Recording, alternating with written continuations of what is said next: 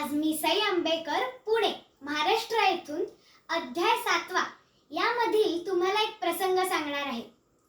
त्यावेळीचे लोक महाराजांना योग योगेश्वर, योगियांचे योगी राणा असं देखील आदरार्थी म्हणत असत. तर चला आपण बघूयात की महाराजांनी त्यांची योग शक्ती पाटील बंधूंना कशी पटवून दिली. त्यावेळी गावाचे पुढाकारी म्हणजे पाटील बंधू.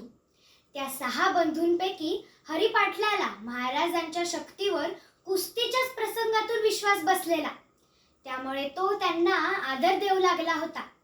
पण हे बाकीच्या बंधूंना मुळीच पटले नव्हते.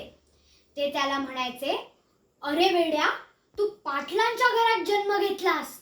आपलं काम आहे की आपण या गावाला हुशार बनवू, सावध करू. पण हे सगळं सोडून तू या भोंदूच्या पायावर डोकं कसं ठेवू शकतोस? हे सगळं म्हणूनही हरी पाटील काही सुधरेना. मग झालं, सगळ्या पाटील बंधूंनी ठरवलं.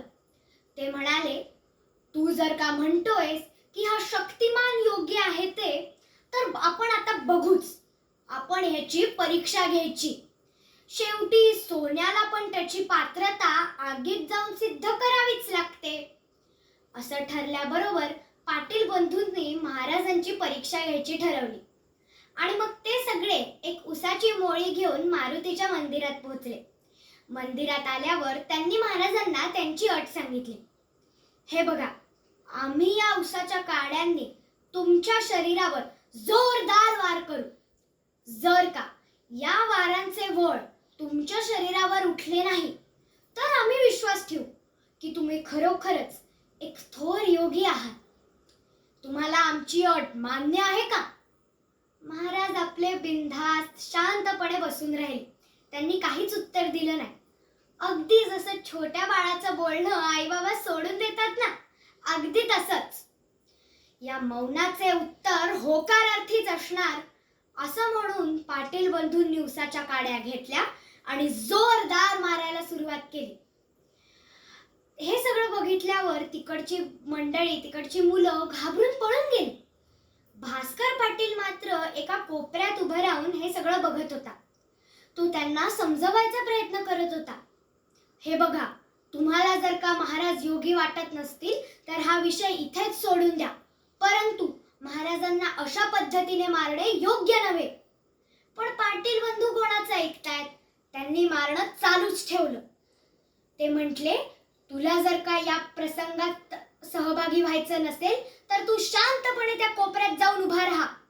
पण आम्ही आज बघतोच की हा खरा योगी आहे की नाही ते. बराच वेळ मारल्यानंतर त्यांच्या असं लक्षात आलं की महाराजांच्या अंगावर तवळ उठलेच नाहीयेत आणि महाराजांना डगमगतायत ना ते किंचितही थकलेत. ते निवांत हसत बसले. मग आता त्यांना त्यांची चूक लक्षात यायला लागली. ते ताबडतोब सगळं ठेवून महाराजांच्या चरणी पडले. महाराजांनी त्यांना आशीर्वाद दिला. महाराज म्हटले, तुमचे पाय मला मारून हातपाय दुखत असतील. चला तर मग मी या उसाचा रस तुम्हाला प्यायला देतो. आणि मग महाराजांनी त्यांच्या हाताच्या शक्तीच्या जोरावर त्या अख्ख्या उसाचा मोळेचा रस काढला व तो पाटील बंधूंना प्यायला दिला. आता पाटील बंधूंना पूर्णपणे महाराजांच्या योग शक्तीवर विश्वास बसला होता.